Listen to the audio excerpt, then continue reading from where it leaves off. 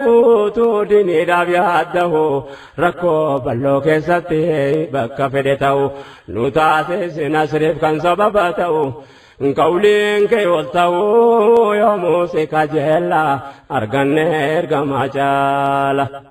Gooftaa waan fagaatee walitti dhiheessu waan diinidhaan tollee nurraa fageessu.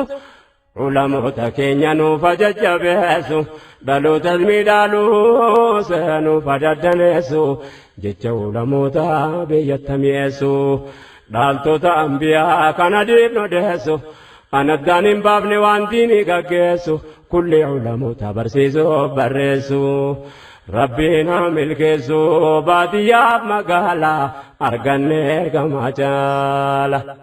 Waan ummata islaamaa addaan bittinneessu rabbiin qudraa isaatiin nu keessaa balleessu daa'imman keenya biyya hundatti mi'eessu waan rabbiin mi'eesse eenyullee nadheessu bakkatti jallatee nu fasisirreessu nu miskiina rabbiin nu haa jajjabeessu nu taasisu ummata rakkoo sitti deessu nama satti deessu ofirraan fageessu.